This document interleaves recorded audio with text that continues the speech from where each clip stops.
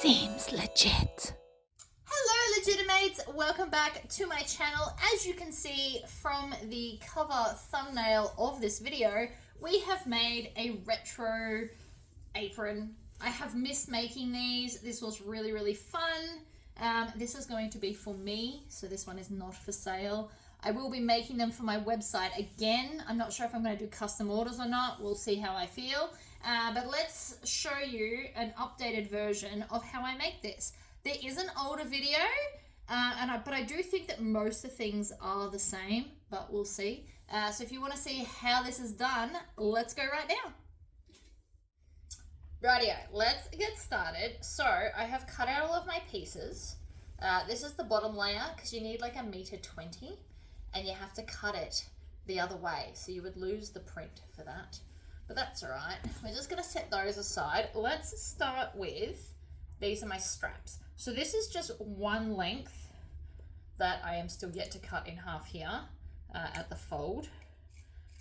So this is just with the fabric, and then I have made points at both ends because it was folded in half so that they are symmetrical. And so then what I'm going to do is I'm on a 2.5 stitch length. I've got a small needle and I'm just with domestic thread today. I am using a Rasant thread. I'm going to use a 1/4 inch seam allowance. We're going to stitch and back stitch. And then I'm just going to line this up and off we go. So what I'm aiming for is the edges to be even and a 1/4 inch seam allowance. Now, if you wanted to be a little bit kind of quicker and rougher, you could put a magnet here so that it would move quicker or be even, and you'd have to concentrate less on your seam allowance. But you do want to try and have it as close to the 1/4 inch as you can make it. And then we're going to back stitch in the corner, and then I'm going to chain stitch the next one. So because there's no right and wrong fabric here, or right and wrong side, you can just pick it any which way. If you're using a print for your straps, you'll obviously want to put the print on the inside. So these parts are technically not part of the pattern because they have their own pieces, but I have found that it works quicker if we just cut everything with a rotary cutter, and therefore this is a good size. And again, just my opinion, you can actually cut out the pattern pieces if you so desire. But I cut this at 2.5 inches, and I can tell you that because it's not in the pattern. Let's trim off those tails. I'm going to bring the bin closer. So those are now ready to turn through, so we'll set those aside. Now these are the waist straps. So these I did a full width of fabric, and these are 6.5 inches wide. And that is mainly due to the fact that that's the size of my ruler, but also when we fold it over and do a seam allowance, you get like a decent sized strap. It's not too skinny that it'll cut in, but it's not so fat it'll annoy you either. And again, this is pretty close to the actual pattern, but not quite identical. They have shorter straps, but I find that with the longer straps, the apron fits more people. So it's more of a one size fits all.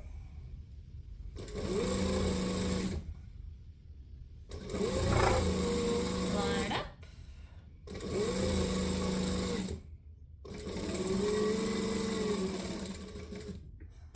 Needle down, pivot to the end, make sure that you back stitch. You can also pull out and tie it off if you don't like back stitching there.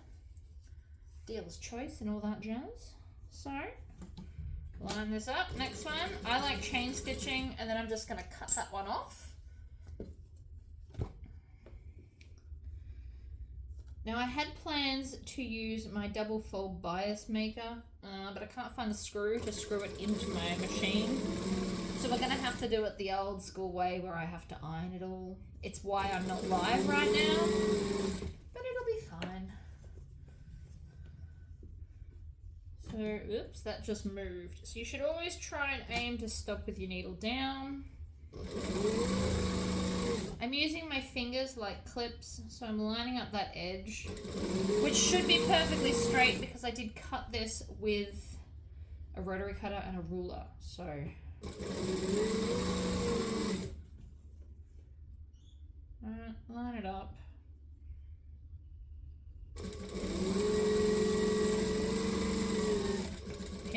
so that they match. Needle down, pivot to the end, back stitch.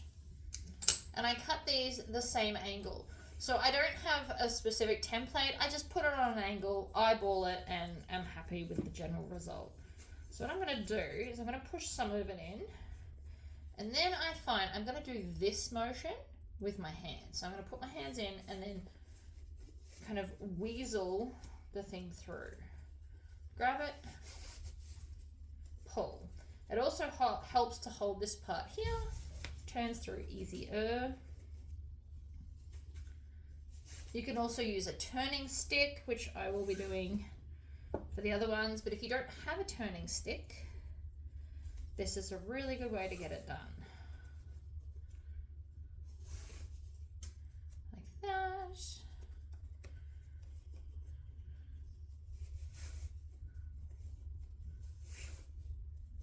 We're nearly to the end, and then you'll probably want a sewing awl, which I have here, to turn out those corners as best you can. Nice pointy ends make for nicer aprons, so you do want to try and get it out as best you can. So when I do, I stab it in and then kind of just lever it out. When you're doing the point, you want to get it pointy, but you don't want to pull the stitches through. You have to be very gentle on the end, like that. That's a pretty good point. I don't know if you can see that, but I'm pretty happy with that. So I will do the second one off camera. Now we need to make our bias tape. Now I have a way of doing this. I have had plenty of practice. So we're going to have right side up, next one right side down. In my case, it doesn't matter. We're going to put them at a right angle, and I'm going to stitch across. And then we're going to take this and fold it over so that the right side is facing up again. This took me a bit of practice, and then we're just going to add the next one. Stitch, back stitch. Now I probably cut too much, but it's been so long since I've made an apron that I prefer to have too much bias tape than not enough. I also didn't cut it on the bias. It's quilting cotton, so it's got enough stretch that I didn't need to. I've just cut straight strips. If you're using like a poly cotton, you might want to cut it on the bias, which is a 45-degree angle, because otherwise it might not be stretchy around the curves like you might hope it is. I've always done mine this way, but I've always used a quilting cotton, so it's never really been an issue for me. Choice is yours though. So the reason I do it this way is to make sure obviously that all the joins are on the same side. And I'm overlapping them a bit because I don't want to see the selvage edge and their little dots and holes on my finished product. So even if that means that if I'm wasting a bit of fabric, I'm okay with that because it will look more professional and nicer if I do it this way. So I've got 10 pieces because again, I don't remember how much I need, but this will be a nice guide for all future aprons, because I would like to bring them back to my markets and my website. I did love the aprons. I've had some thoughts already about how to use up a lot of my fabric in the aprons. So now what we're going to do is we're just going to cut those jump stitches, and then we're going to come back with better scissors and cut off all of this overhanging excess, leaving about 1/4 inch.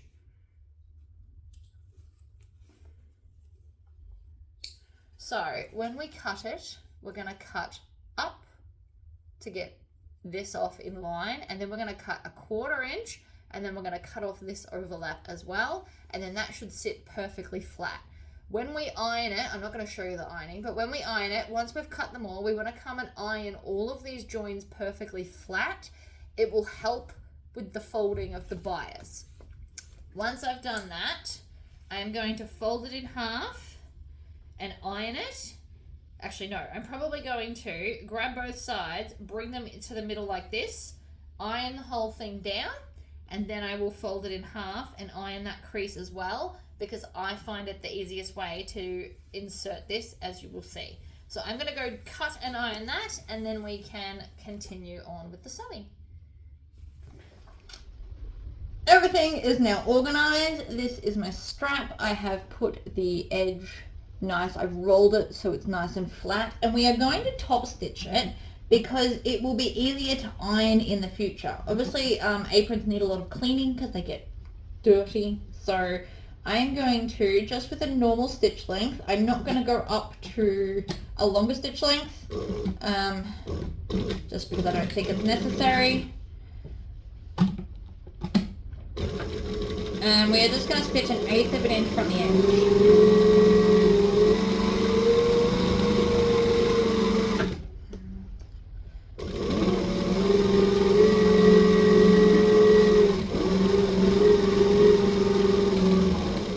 Needle down, pivot all the way to the point. Now the point can sometimes get stuck, so do the first bit slowly.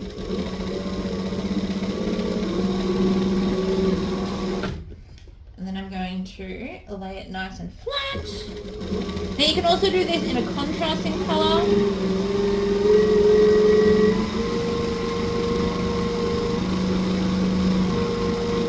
Which sometimes can look quite pretty.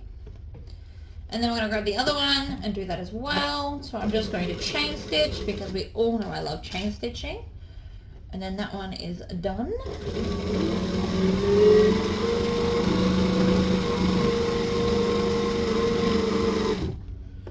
Untwist it. It's got a little bit of fluff, don't worry about that.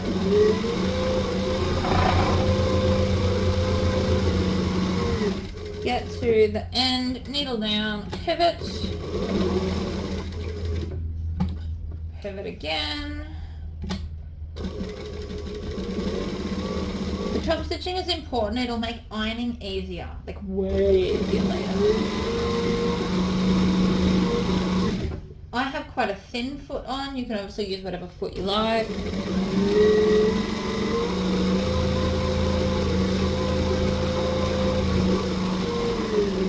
Back stitch at the end.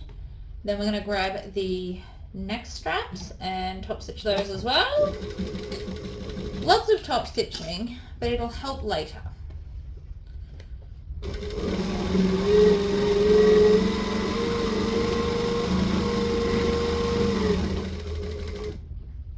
Needle down, pivot, cross,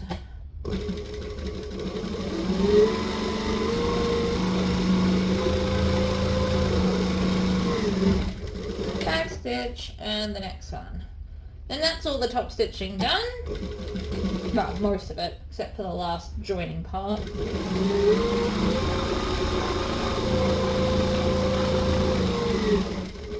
And then we can move on to the bias binding. Well, binding, it's not actually bias binding because I didn't cut it on the bias. You can also pre-buy the binding tape, but you do need quite a few meters. So like I said, I've cut 10 lengths of width of fabric, so there is quite a lot here. So let's start. I'm going to start with the biggest piece. So this is the bottom skirt. And what we want to do is not this part, because that goes around our waist. And I've also curved the corners rather than having a sharp corner because it's easier to put the bias tape on.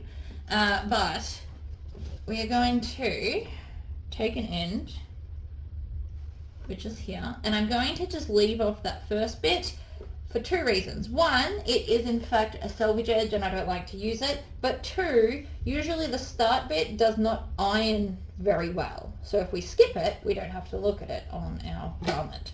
So now I'm just going to stitch and back stitch, and I'm going to slot the fabric into the double fold bias and just stitch it on.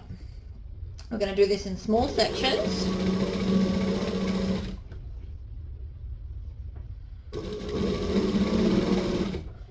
And then when we get to the corner, we're going to go even slower because I don't want to have to stop. So we just poke it in, bring it around nice and slowly.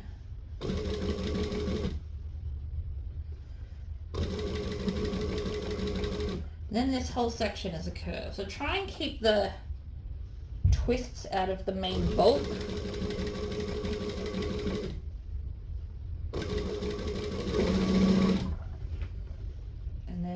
tender, so I'm just going to do it in small sections.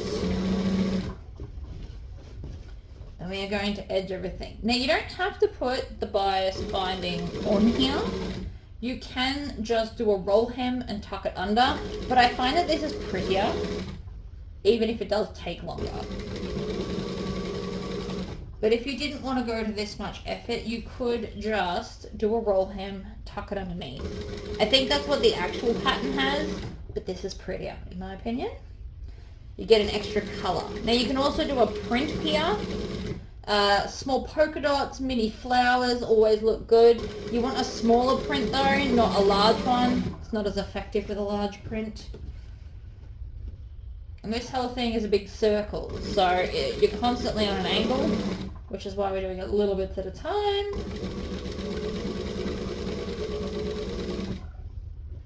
Under we go.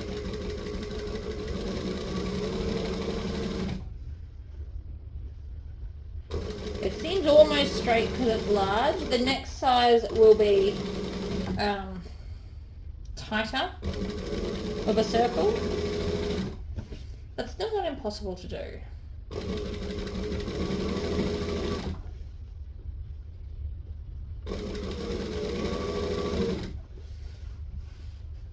Pull some more. Now this is starting to kind of weigh on it a bit, so just put it all on the table.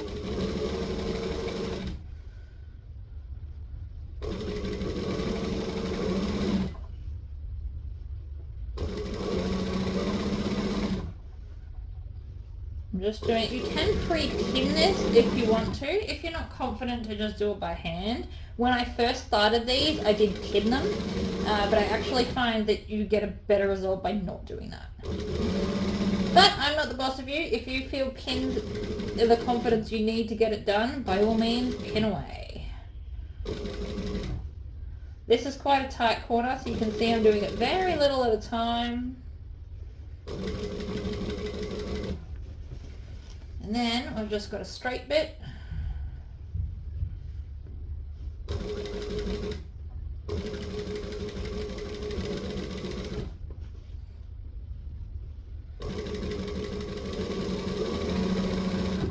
Under we go.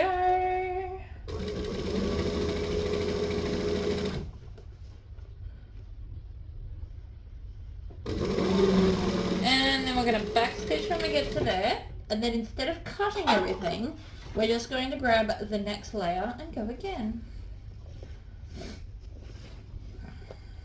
So I'm just going to slot it under and away we go. And then you can cut this part off because you don't need that weight kind of weighing it down. But it is quite pretty. I also could have used this print to put as the bias on that one if I wanted to. But this works just as well for me. So again, I have rounded this corner.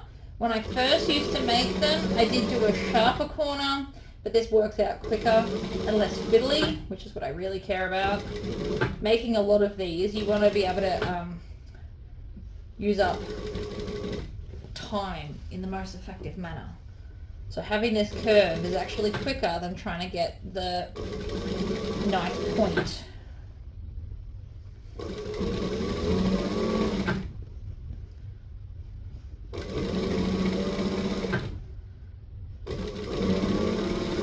It's a slow-ish process. You can also see I'm getting a few twists here. Don't stress too much, they'll go away. Or if you wanted to, you could roll this up on a spool and make it easier. If you're making lots of, let's say, black, if you used a lot of black bias binding, I would personally put it on a roll, and you could do several at one time. It would make it easier and less messy to have it on a roll or rolled up.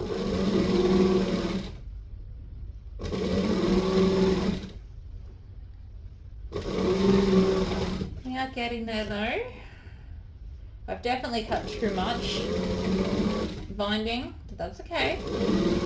I can use it for other things. Because this is my own apron, I will probably make some more matching items for the kitchen. because I like a set no matter what it is. And a kitchen set would be adorable. So the binding will get used eventually. But like I said earlier, it's also a test because I wasn't sure how much I needed. This is obviously too much. I also skipped the smallest ruffle on the apron. I only did 2 layers and not 3. So maybe with the 3 layers you need this much.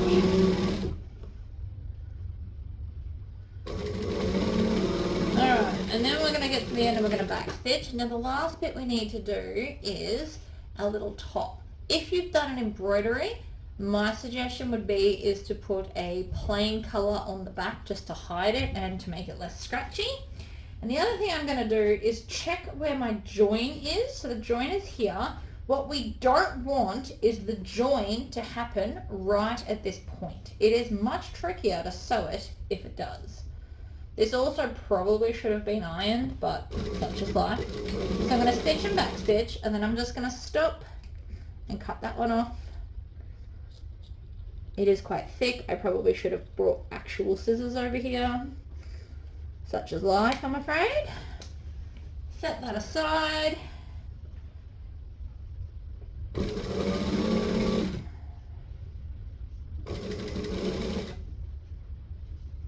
There's the join there, so it's not too close. You could have also started from the opposite end and there'd be no join for this, if you so wanted to. We're going to get all the way to here, and then what I'm going to do is I'm kind of going to turn it inside out and then push it on,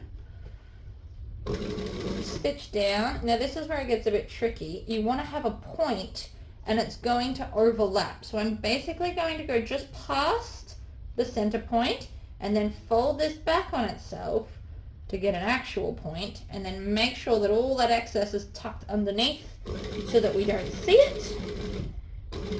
And then I am going to get a point there, and then we can needle down, pivot, and go back up the other side of the heart. That definitely takes some practice. I haven't done it in a while, but it's like riding a bike apparently. If you don't like doing it this way, you can also just put a backing piece, sandwich your straps in between, and do it that way.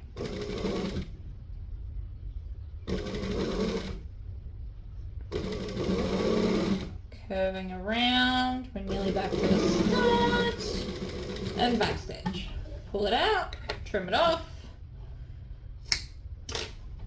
I have heaps left. I will worry about that problem later. So now I am going to grab both of my straps, and I'm going to have the point on the outside, so like this, and then I'm going to tuck under the raw edge like so, and making sure that it won't peek out the top. I want it kind of 3/4 of the way up like this, and then I am going to stitch it on. So we're going to start with the top, we're going to stitch, backstitch, follow the curve of the heart, and then I'm just going to lift up, come over here, and do the same thing again. You will have some stitches, but it's not all bad. Cut away all of your tails, of which there are many. So from the outside, it's still quite cute. But I've also managed to secure that without any raw edges anywhere. Then the way I do it is I just fold this over, and again we're going to have the point facing outwards, tuck that under, and then just line it up the same as the first one. That's the easiest way to get them together. You can also use your pattern piece to make sure that they go in the right spot to begin with. And then you can do it from the top or the bottom. We're just going to back stitch and then trim off all of those tails. Trim, trim. I do love this apron. It is fabulous. So there we go. We now have the top part done. It does need an iron. See how it's curling a little bit? If you steam iron it, it will be fixed. I'm going to iron it before we continue. And then we just need the final construction. So we're all ironed and beautiful and flat. And I'm going to take these two pieces. Now I haven't cut them down yet. I will need to cut them down. For the smaller sizes, you can use half, but because I've made a large size so that the skirt is just extra, we're going to do it this way. So I'm going to take the middle and line this up. Now you can do it top or bottom, it doesn't matter. If you want to, you can pin it.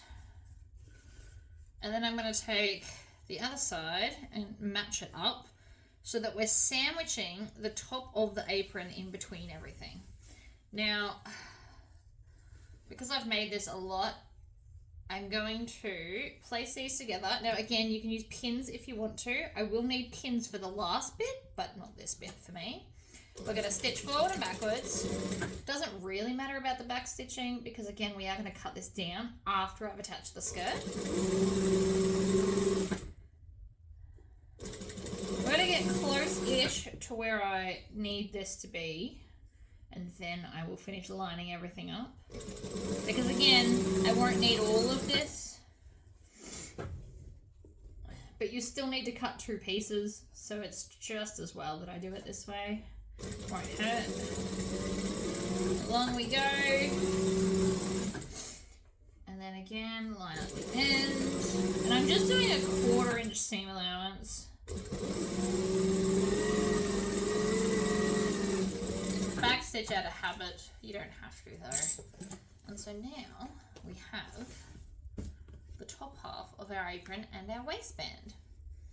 To make this next step easier, what I personally like to do is take the bottom skirt and then the top skirt, layer them together and then stitch them as one, because one thing is always easier to add than two, and especially with like a circle skirt. So I'm just going to stitch like an 1/8 of an inch. It's just a joining thing. It doesn't need to be perfect. As long as we don't see these stitches later though, because that is not pretty. And we like pretty. It's the whole reason I'm making this. So I'm just going to line up the edges.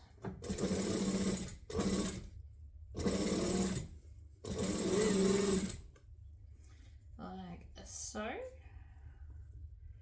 And line it up, and line it up.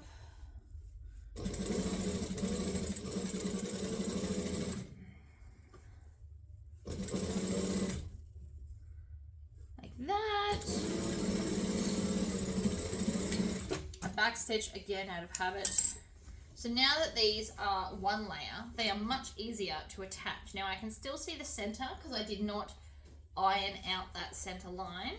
So with the center of this, I am going to right sides together. And again, you don't have to necessarily clip this bit either. I'm going to start in the middle. I'm going to do 3/8 of an inch. Mainly just to make sure that we don't see any of that other stitching I just did. And we're going to join all of these layers together like so.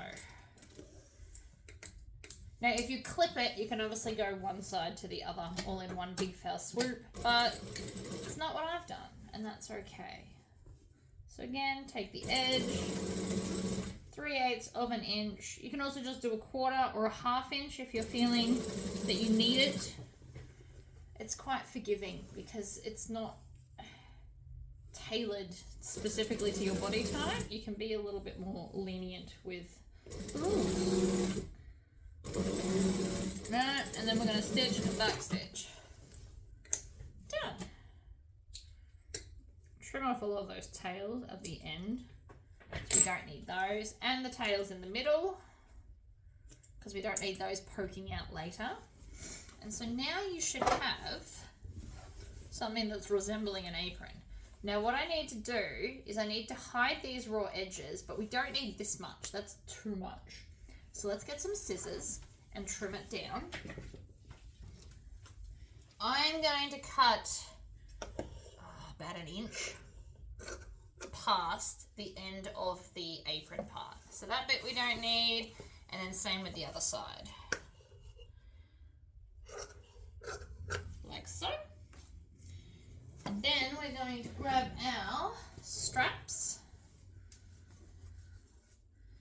And I am right at the edge.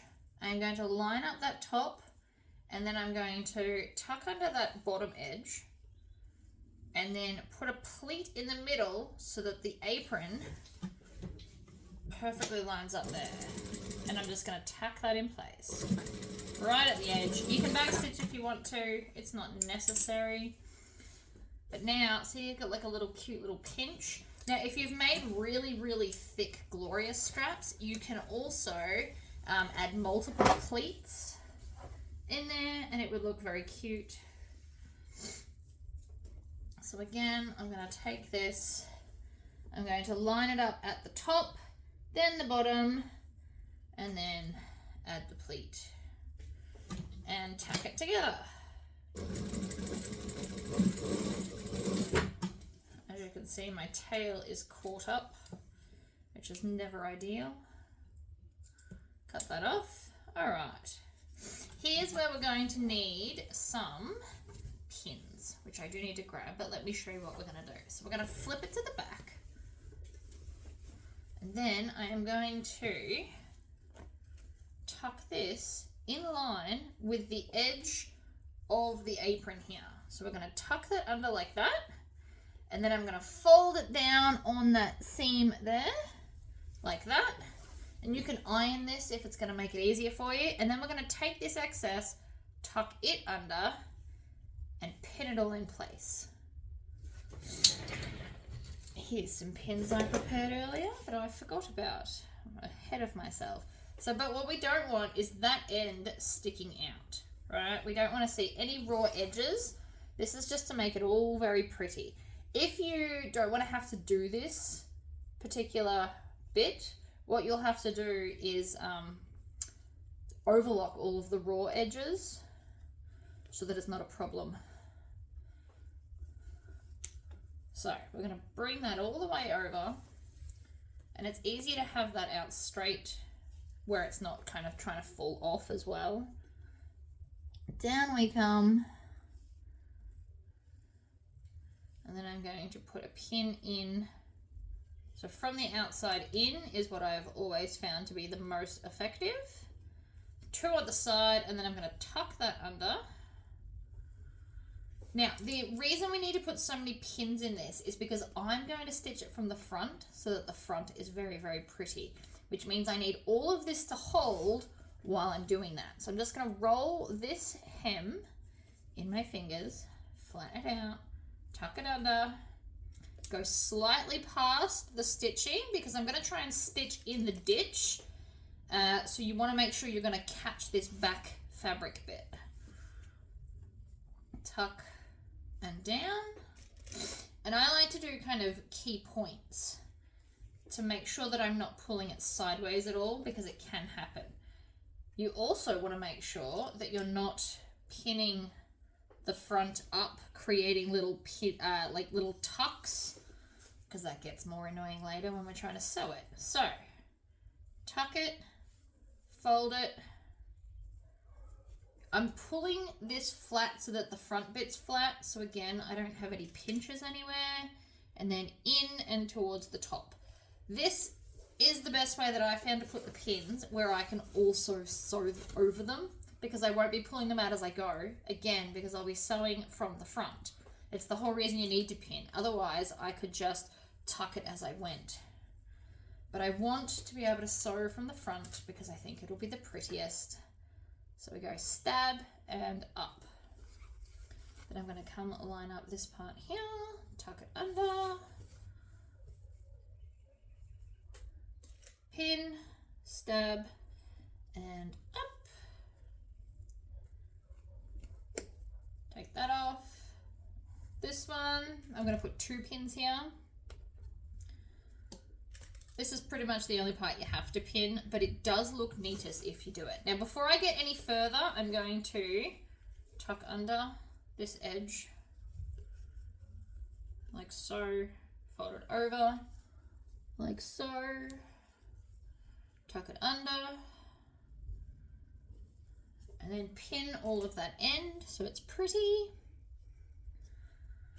because I really am all about the pretty. But again, if you didn't want to do this bit, you could probably just overlock it. Again, I'm going to roll that edge, tuck under what's left, and any tails that I can see sticking out from whatever reason. Pin, stab, 2, and 1 more. Now hopefully that won't move while I top stitch. I mean, it might. Has been known to happen, but here's hoping it won't.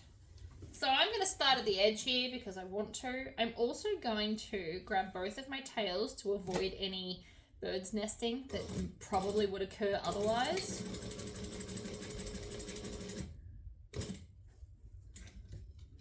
And then we're going to grab all the layers and top stitch slowly in the ditch. So between the 2 layers is the ideal space. While also making sure that none of the fabric gets tucked up underneath.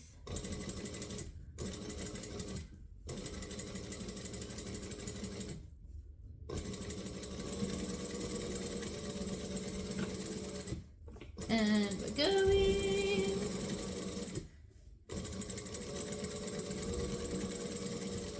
Gotta really concentrate to get in the ditch. Obviously you can sew a lot slower than me. Don't feel that you have to go fast. And then just to make it again pretty, I'm going to top stitch an 1/8 of an inch along the top edge. Mainly just because it's pretty, but you don't have to do this bit if you don't want to.